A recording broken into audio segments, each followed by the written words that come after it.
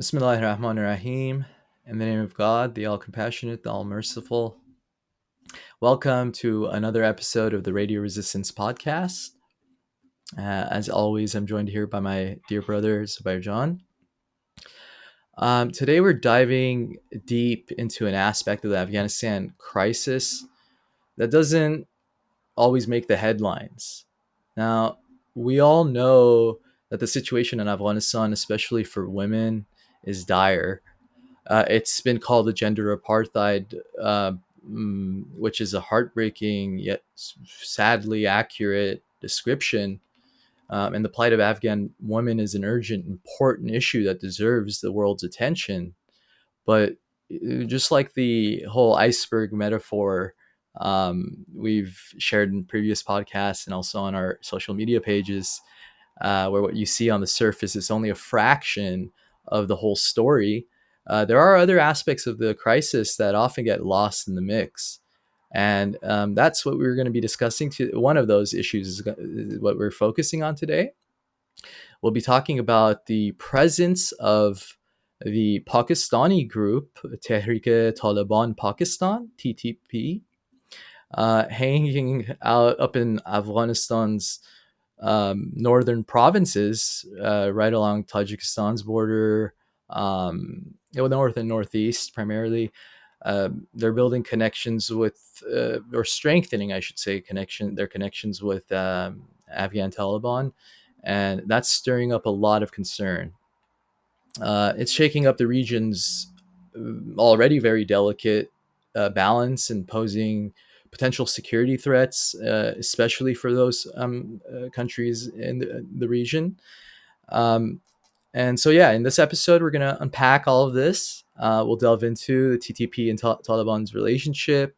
We'll talk about what this could mean for not only Tajikistan, but the wider Central Asia in general, and why we should all be keeping tabs on these under the radar developments. So let's get into it. So, John? Yeah, let's do it. I think this is a topic that, like you said, it's something that goes unnoticed. A lot of people, especially the international community, when they discuss the Taliban, the focus is primarily on women's rights, girls' schools, and that's pretty much it. Humanitarian crisis. But this is actually something that's very dire. It's very important because these are direct violations of human rights. And particularly, a lot of the, I guess, the most of the world, when they do have sentiments on, or how can I say it, when they do have a reaction towards, let's say, foreign policies, it's always anti-colonialism, anti-imperialism. And what's happening here is an exact example of that, right? I mean, wouldn't you say when Pakistan is directly getting involved in the affairs of Afghanistan by, via proxy, right, through a terrorist organization to achieve their strategic depth, right, for their national interests, that is a form of imperialism. Now, when they're making their proxy regime, basically, which is an extension, it's that's them calling the shots. It's Pakistan. When they're making them agree with them to say, you're going to take these group of people, in this case the TTP, and you're going to relocate them to the north of the country, to the north of Afghanistan, the northern border regions. And, you know, what do we call that? They're not just relocating these people. You're taking a terrorist organization and you're basically giving them lands in the north that don't belong to them. People who have lived there, indigenous populations who are mainly the Tajik and Uzbek populations of the north, in Takhar, in Badakhshan, in Jawzjan, in Faryab, stretching basically from as far as west, almost towards the western regions, going all the way to the northeast. This is that not Also, an yeah? I was just gonna say, isn't that also settler colonialism, basically? And go ahead. What was your Absolutely. point? Mm-hmm. Absolutely. No, I was just going to add that it's basically, any of the ethnic groups that are not the ethnic, the majority of the ethnic makeup of the Taliban. Because, for example, with Hazaras as well, we've seen those displacements in Daikundi and elsewhere. Uh, Absolutely in agreement with it being, a version of, or a type of settler colonialism, Colonialism. Yeah. without a doubt. Sorry for that interjection, but go ahead No, no. with I your. was gonna ask you, maybe give a just if you could give a brief introduction to, just very briefly, who are the TTP? Like, how do they form? About, like, when did they come into the picture? Oh yeah, Yeah. sure, yeah, yeah. So the TTP, well, their TTP stands for Tehrik Taliban Pakistan. So essentially, they're two sides of one coin. They're the Pakistani version of the Afghan Taliban.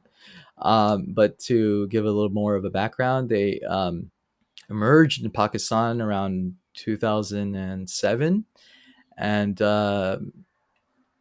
you know, in the very beginning, they were formed by a coalition of different militant groups or terrorist groups, and the claims were that they were trying to overthrow the Pakistani government and establish their own Sharia law, which is essentially the same aim as the Taliban, right? Taliban in Afghanistan. Um, um, but yeah, so they share a ton of similarities, and what's most important, I'd say, is that the relationship between the two groups has just grown increasingly close over time. And we saw straight after the fall of Kabul, um, the Pakistani Taliban or TTP, they not only congratulated and thing, but it inspired them. It inspired them to uh, pursue the same aims. Not that they weren't in pursuit of it, but yeah, it was further inspiration Mm-hmm. without a doubt, motivation. Historically, both groups have been heavily influenced and supported by foreign actors. Um, for example, Pakistan's support of the Afghan Taliban. Uh, it doesn't. It's not limited to them alone, and one may ask, well, why would they support a group that would be, trying to overthrow their own government? But they have those safeguards and leverages to protect their own selves. That's a discussion for another time. But Mm-hmm. yeah, I think that again, the most important thing, and especially for our conversation or discussion today, is just the close ties that they have with the Afghan Taliban. Um, and this raised, security concerns for Pakistan as well, and for countries bordering Afghanistan, um, who fear, the possibility of increased militant activity and cross-border attacks. Um, it is worth mentioning, I guess, that despite these close ties, the two organizations do remain somewhat as separate entities, each with its own sort of leadership structure and specific set of objectives, but Mm-hmm. ultimately two sides of the same coin. Is there anything you'd like to add, Mr. Rajan? Mm, well, no. I guess just what Pakistan does, what they show, I guess, outwardly, right, in terms of their policy, is that, and this is something. Remember, we were looking at a clip of former NDS chief Rahmatullah Nabil back in 2015, when he was saying um, that this strategy that's currently going on, this development that's taking place full fledged right now, of TTP going to northern Afghanistan. This was in 2015 when he was mentioning it, that Pakistan says the Taliban that are basically good Taliban are those who shed Afghan blood, or those who cause destruction in Afghanistan as part of their, uh, I guess, foreign policy. And then to them, the bad Taliban are um, Taliban who cause destruction towards the Pakistani state. And that's essentially, I guess, if you were to say separate entities, but essentially same side of the, flip side of the same coin. Let's go to when did these developments, I guess, kind of surface? Like when did this take come into the fore recently? I would say, do you remember? It was early June where it really started picking up, right? Yeah, I It's mean been almost a month. the issue of forced displacements itself, and I Yeah. think I wanted to mention this in the beginning. Lapsed. Forgot to mention this, but basically, forced displacements have been an issue. Ever even prior to uh, the fall of Kabul. But however, um, uh, ever since, we've seen a huge rise in uh, these forced displacements of, Afghanistan's a country composed of not all ethnic minorities, and so they are displacing um, the other ethnic minorities Hmm. uh, with I think. But the difference here in what was um, not only in terms of the uh, volume and thing, but it's specifically these TTP terrorists that they're Yeah. Yeah. bringing up to the north. And this started, I think, it was the first report that I had seen. I think it was dated back in early this month, like the 5th of June or so. Hmm. Um, and then ever since, we've been seeing in the echo chambers is what I'd call it, for example, on Afghan Twitter or elsewhere. We do see an outcry. We do see people, some raising their voices. You mentioned Rahmatullah Nabil, and uh, I wanted to actually. I just remembered something that it was a report from just a few days ago that where he had said that the goal of the relocation of these terrorists from the south to the north of Afghanistan is to turn the area into a new Waziristan. Mm. Yeah. And why is that significant? Like, what is Waziristan's importance? What's significant about Waziristan in regards to TTP or Well, in I the mean, north? you mean from an ethnic? Yeah, like in general, for someone that's listening to this, they might not know what Waziristan is or what's significant about the area.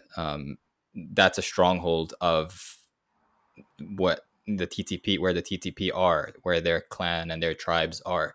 It's in that border region of southern Afghanistan between south, I guess, is it east, right? Afghanistan between Pakistan and Afghanistan, and that tribal belt, that region, is where the TTP have basically hailed from.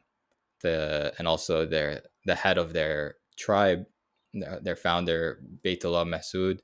I think that's one of the clans, the Masood clan, Mehsud, in that region. So Waziristan has always been, in terms of, I guess, uh, armed conflict. It's been a troublesome area because there's a lot of terror organizations that take shelter there, specifically in this case the TTP. So them going to the north, the northern border, I guess that's what they imply by Waziristanization, is because now they're creating that tribal border of these TTP terrorists. They're basically copy pasting that from the south to the north, right? If Yeah, that makes indeed, sense. Yeah. indeed.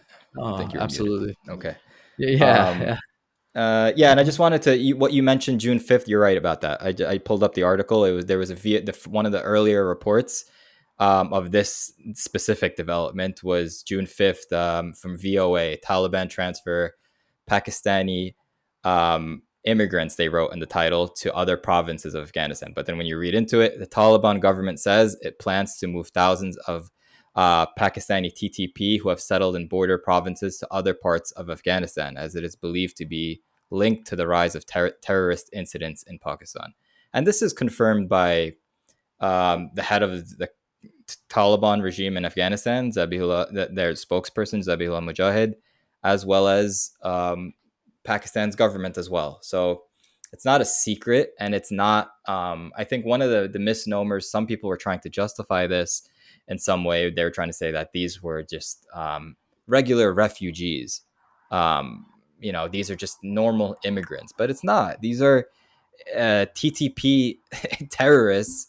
These are people, and I think people need to understand. We need to be aware of what the TTP have done, right? I mean, bombing schools and children's schools in Pakistan, also being directly linked to terrorist incidents in Afghanistan as well. These people do suicide bombings and kill innocent civilians. So they're not just some regular refugees. And even if they were, you can't just take a group of people from here and forcibly relocate them to a different part of Afghanistan where people's lands are taken and they're forced out of their homes in certain incidents. But yeah, their grazing lands are taken from them. That's their source of income and whatnot. This is wrong. I mean, nobody would agree to this in any other part of the world. So why should it be justified here in Afghanistan? Yeah, and not only is the inherent action, the actions inherently wrong, Mm-hmm. as you said, Zubair John, but last Thursday, a very significant international event took place. It was jointly spearheaded by the permanent missions of Afghanistan, Canada, and Spain. And when I say Afghanistan, of course, I'm not referring to the Taliban. Thankfully, most of the embassies and most of the missions, they've remained maybe not as operational and as they could would have been, but Mm. yeah. So Like they don't recognize the current Taliban regime. They still are in exactly, relation or in communication with the previous established governments. Okay, right. of Yeah, Afghanistan. exactly. Mm-hmm. Right. And then, so the event's focus was on addressing various security issues in Taliban run Afghanistan Mm-hmm. and its neighboring countries, including terrorism, organized crime, human rights, and humanitarian assistance. But this issue had also come up. Mr. Nasir Ahmad Fayeq, who's the Charge d'Affaires of Afghanistan's permanent mission to the UN, he expressed alarm about the presence of multiple terrorist groups in Afghanistan and the potential of, it's not even a potential anymore. It he was stating that it has become a hub for global terrorism. So he voiced his concern regarding 20 terrorist groups in Afghanistan, and he said that the relocation of the TTP to northern Afghanistan presents significant global, regional, and national security threats as well. So aside from the inherent Mm. this action being wrong in and of itself, and so it's not an issue that pertains solely to the people of Afghanistan. Yeah. Those who are being directly affected. Um, there was the Ana Jimenez de la Ho, the deputy permanent representative of Spain to the UN, made it clear that Afghanistan should not become a haven for terrorist organizations. And she also pledged that Spain and the EU are committed to strengthening their counterterrorism measures. Um, and then, of course, this was followed by the Taliban's um, Taliban terrorists spokesperson Zabiullah Mujahid, Hmm. who he just came out and reiterated another lie that there are no terrorist organizations operating in Afghanistan. This is all after, there's just the same month reports from there, proving their ties with Al Qaeda, still not only just having those ties, but those being strengthened, those being stronger than ever before. Um, so yeah, what we received from the Taliban was just the fact that, or them a straight out Denying, yeah. denial and yeah, You know, lying. Mhm. when you mentioned that it's also problematic, and it's like a threat to the region as well, right?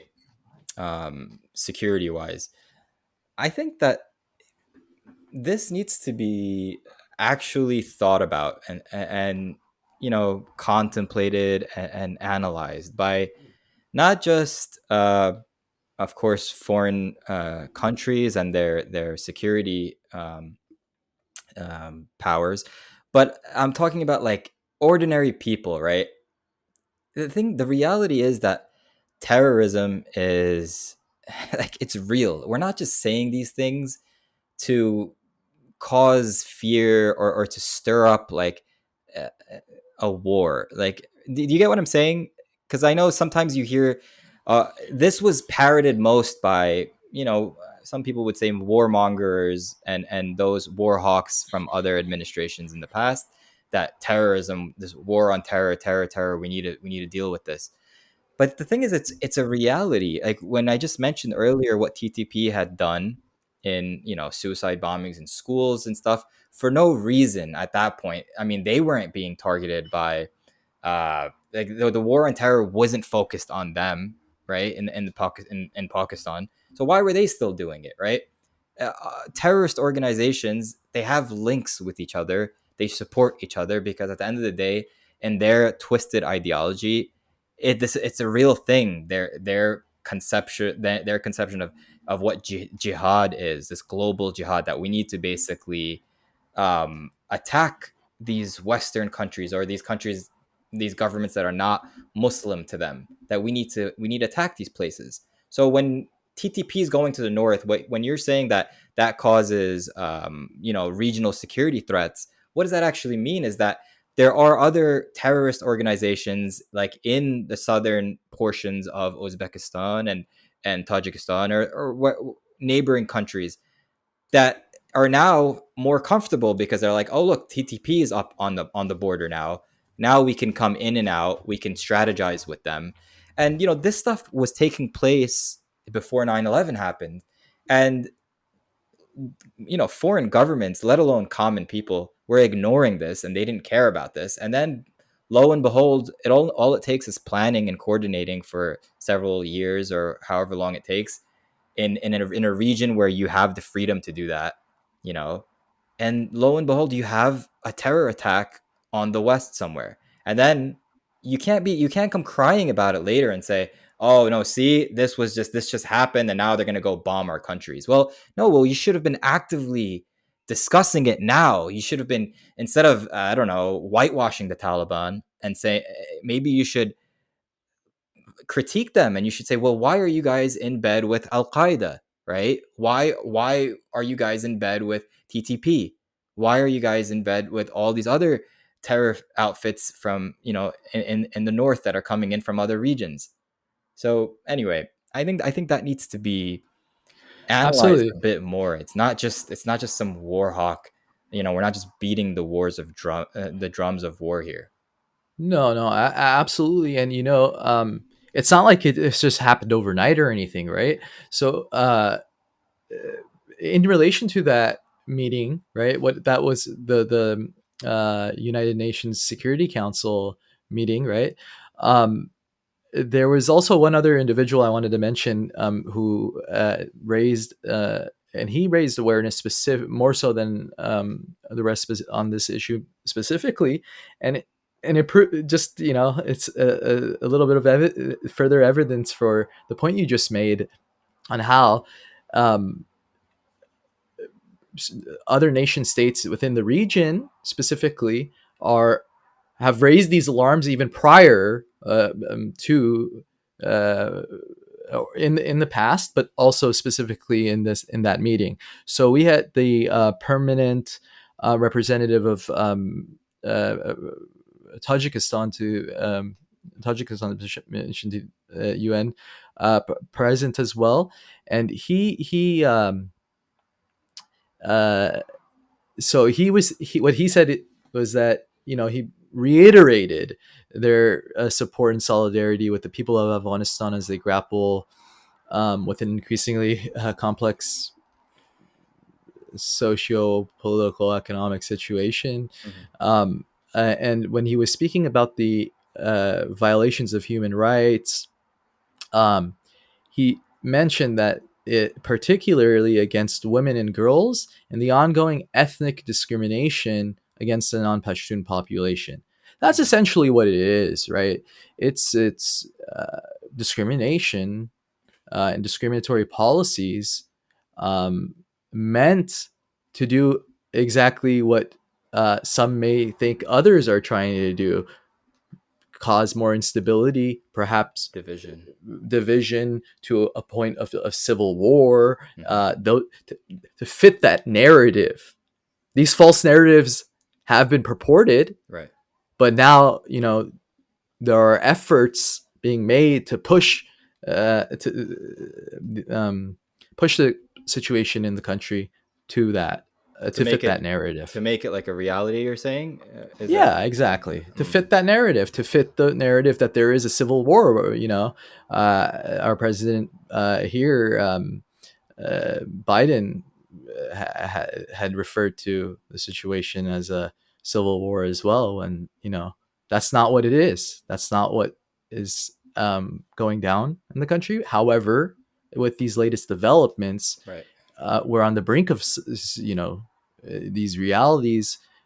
If something um, if critical and enough attention is not paid to these serious threats. And this was just a mention of one regional a country in the region. Mm-hmm. Internationally, we already have a precedent. 2001. I on Twitter often see um, uh, the Americans, some of my American compatriots, tweeting things like, "Hey, it's September 10th, 2001, all over again." Mm-hmm. That's literally what we're facing today. So, um, What you said before in regards to why it's when Biden said it was a civil war and why it's not. Can I touch on that just for like 1 minute, just really quickly? Why is it not a civil war? Is because first of all, if the people of Afghanistan rise up, and there is a group doing this, there is a resistance right now that's doing this, right? Rise up against the Taliban and they're fighting them. Why is that not a civil war? It's because the Taliban, we know this, they do not represent the people of Afghanistan. They are a proxy terrorist regime. I mean, the Taliban only came into creation in what, 1995-ish, right? They came into power in 96. They didn't exist before this, and their ideology definitely didn't exist, right? So how would it be? It's not a civil war because we're not fighting each other. You know what I'm saying? The Taliban are committing crimes against all ethnic groups and all people throughout the country. Now, where they are exploiting our people as a proxy is where what you said before, the discrimination, the discriminatory policies, is that when they do, affect other regions, they hurt and harass other regions more than others. Like, for example, the North. Um, these are usually mostly non-Pashtun populations. So the Taliban happen to be mostly um, ethnic Pashtuns from the Taliban, the ethnic belt. And when they go there and they're having these discriminatory policies, that creates this divide. Then, because the ordinary people, will start conflating them with other ethnic groups, and then this could lead to that ethnic civil war, like you said. But by far, especially when you're bringing in Pakistani terrorist groups from the Pakistani side of the border. You're bringing them to the north. That no in no way would that be described as a civil war, because we are fighting a foreign terror entity at this point. So that Re- needs to be re- clear. Absolutely. No, it's such a great point, John. And something that I was just thinking about the other night, whether it's Taliban 1.0 we're talking about or 2.0, ever since that late 94, 95 Hmm. until now, we've not once seen any sort of public demonstration, rally in support of the Taliban from within any of the so diverse communities and groups of Afghanistan. The Taliban have no internal and domestic legitimacy whatsoever. The Right. only legitimacy, quote unquote, that they have is that from exactly what you said. It's reached a point where it is a full on occupation. That's exactly it. It's an occupation. It's an occupation. Occupations, people think of occupations, it must mean you have American bases in the country, and you have American soldiers and Humvees going all over the place. You have airplanes, conducting strikes. That's not. It's that could be an invasion, but that's not an uh, solely an occupation. It doesn't have to be foreign, is what I'm saying. It can look very much domestic. It can look like people wearing the same clothes, speaking the same language, supposedly speaking for the same values, even saying that, oh, we're fighting for the betterment of Afghanistan, or we're pushing for success in Afghanistan. That doesn't mean that that's not an occupation. This is still a proxy group that, like you said, they have no legitimacy. And just because they're in rule doesn't mean they have legitimacy either.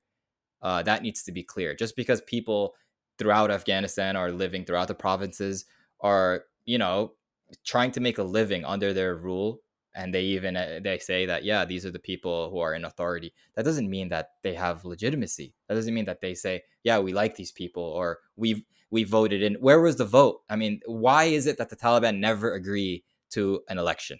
That needs to be that answers everything. That's what people need to really, really pin it down on, is why don't the Taliban ever want to agree to an election? It's because they know they will lose miserably, because no, they don't represent the people. Nobody wants them. Right. You know what a good parallel would be to draw? Like the neighboring country, Iran. They're a theocracy, right? They're have their version of Sharia law as well, right? And in 79, when their revolution had happened, and they um, formed this uh, government of theirs, they held a referendum. Where's the Taliban's referendum? Yeah, they Who won. who who? How did they even come into power in 2021? Right? They were Did handed they? power. Yeah, and interestingly, I was reading something as well. In there are plenty of these reports, intel reports as well. And in 2021, when they took Kabul, it was a surprise to them for themselves. They weren't expecting to take Kabul so soon. You know, yeah. I found that very interesting because they didn't think that they had the capacity. And this doesn't apply only to Kabul; there are other provinces as well. But Kabul, what made it very easy for them was the traitor, uh, worst president, worst leader in the entirety of Afghanistan's history, probably, who just fled. On numerous occasions, he had said, "I will stay in Yeah, the no, country." it's Yeah, just not it. yeah, um, yeah. Okay, so we've covered the implications for, I guess, Central Asia security. Oh, although there was just this one point I wanted to make about the um, the individual from I'm sorry, the representative from Tajikistan who was at that UNSC meeting at that event. One thing that he uh, raised awareness on, reminded the world of, was a proposal made by Tajikistan back in October of last year, which was that of a security belt of around Afghanistan, the northern regions. And you know, Mhm. personally, I think that that's a very, I think it's a great proposal. Um, uh, the president of the country, Imam Ali Rahman, was the one who had proposed this, and it was at a um, um, it was at another one of these meetings, right? And he had proposed this back in October. But what's very important and what's crucial for any of these kinds of measures to be taken for them to be effective Mhm. is, and you know, I'm piggybacking off of the representative in this in the meeting last Thursday, who was saying that, well, he said that, you know, he was saying that Tajikistan stands ready to support any constructive efforts that contribute towards lasting peace, stability, and prosperity in Afghanistan and the broader Central Asian region. Um, However, there needs to be a united and approach, and a consensus for in relation to these matters, right? Mhm. And that's what we're unfortunately not seeing quite yet. Um, but I thought to mention this because so far, as far as, you know, quote unquote solutions, this is probably the only thing from within the international community that I've heard of that could avert the situation from getting worse, the worsening of the situation. This is in regards to the situation of I missed this development, to be honest. In With the regards to the TTP, oh, the TTP yeah. in the north. Yeah, Okay. yeah. Well, no, I mean, when President Imam Ali Rahman of Tajikistan made the proposal of the security belt, Yeah, it what was do you back think? in October, and it was just due to the rise of so many Regional. different terrorist groups in Afghanistan. No, the fact that the Taliban are remaining, despite the Doha agreement and, you know, all of that. What we were saying all along, that these guys are just liars, right?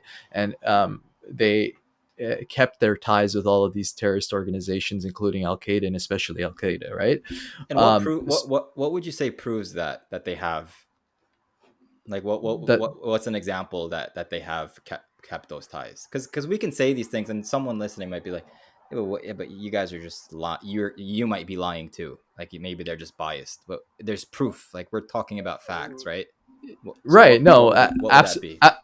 absolutely. The most recent of them all, Fox News, they published an article of a UN report, the Yeah, United it doesn't matter Nations, who. right? Yeah, so Yeah, Fox News doesn't who matter, but UN I published the report. yeah, yeah. I just had the article open. So, Yeah. Okay. but the UN report showed that Al Qaeda and Taliban ties remain strong, Okay. warned of ISIS threat, and it uncovered the reality is of the terrorism that's happening in Afghanistan, spotlighting this ongoing alliance between the Taliban and Al Qaeda. Wasn't there Um, several governors from different provinces that are actual Al Qaeda members?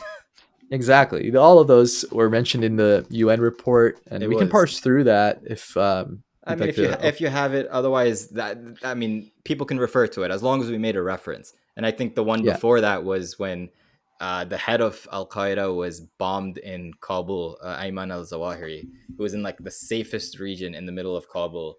Like, oh yeah, he just happened to be there. Taliban say, yeah, no, we don't have any connections. We don't know where Al Qaeda is. Boom, here comes yeah, a drone strike that we just took out the head of Al Qaeda in your capital. So it's like yeah. it's facts Yeah, that you can't deny. facts that you can't deny. And, you know, furthermore, this silent resurgence of Al Qaeda, Yeah. in the report, I remember it delved into this matter of their external operations capabilities Hmm. uh, has also become strengthened.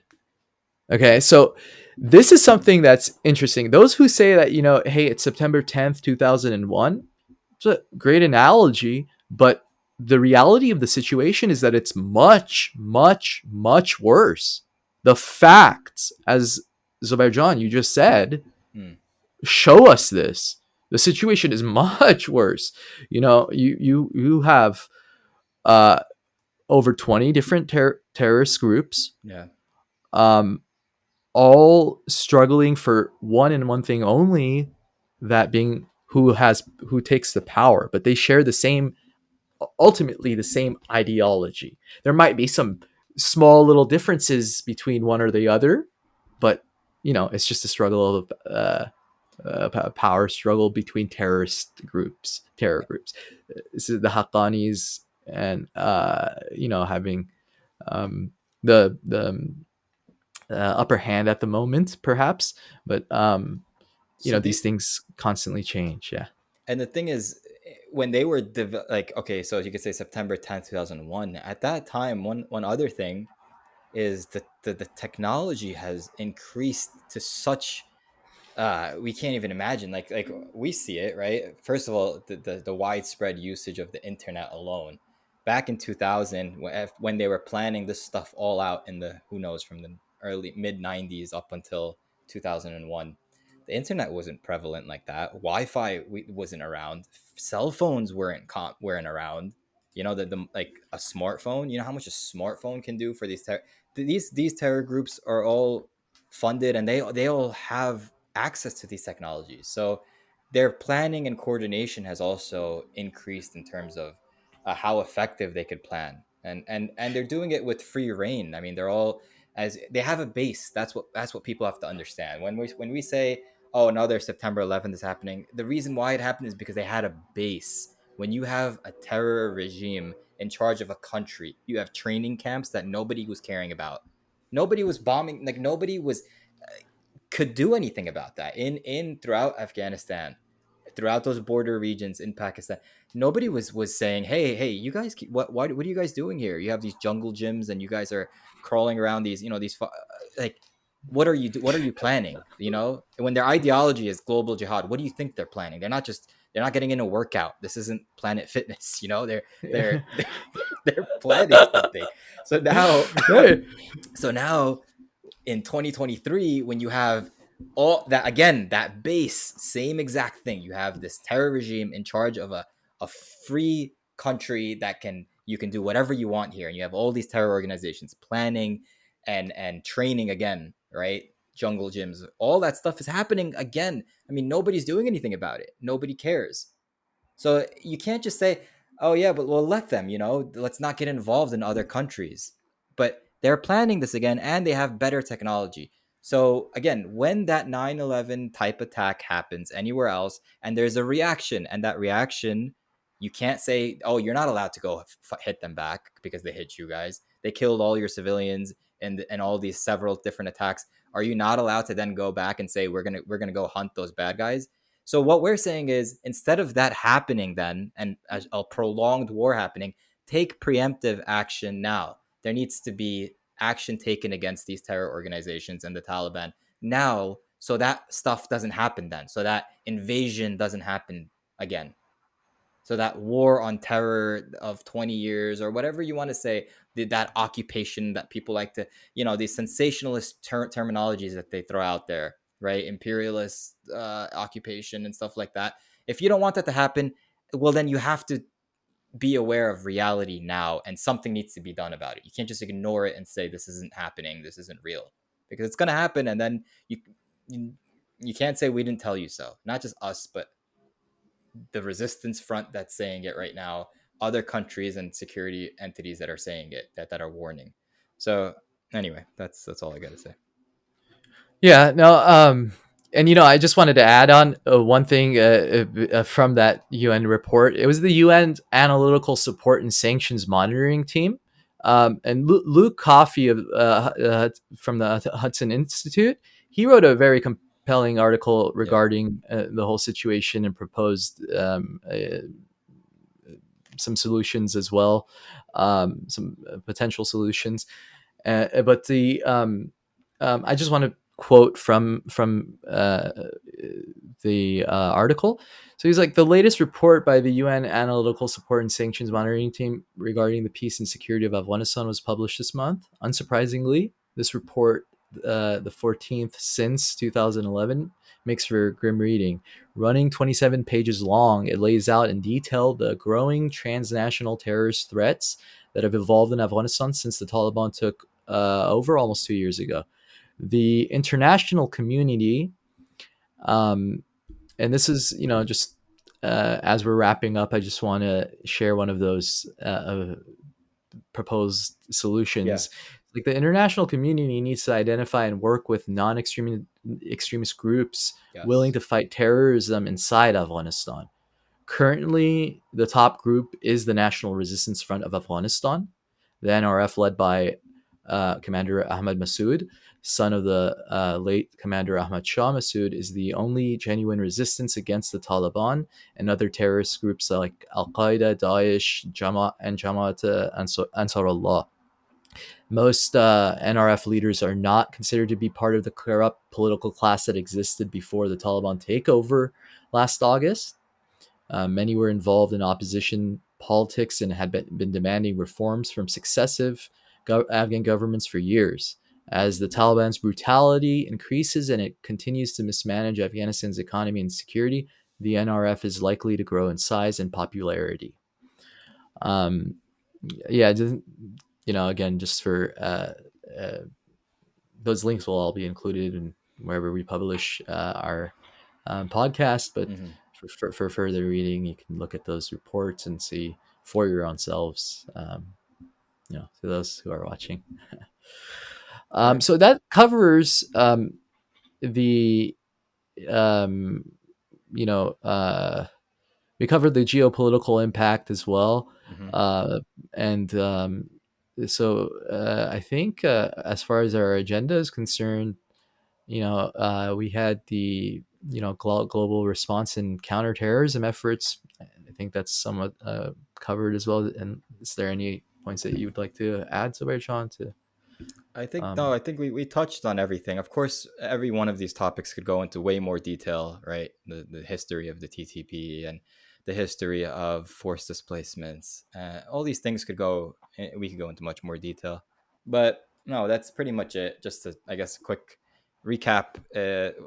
This all started due to the recent development. Although this is not a recent, this didn't recently happen, but the news that has recently broken out of Pakistan basically agreeing, coming to this supposed agreement with their own proxy, the Taliban regime in Afghanistan, to relocate, to take TTP terrorist fighters and their families and bring them to the northern regions of Afghanistan, uh, which is essentially what that's doing is you're forcibly displacing the indigenous Tajik and Uzbek populations that are in that region.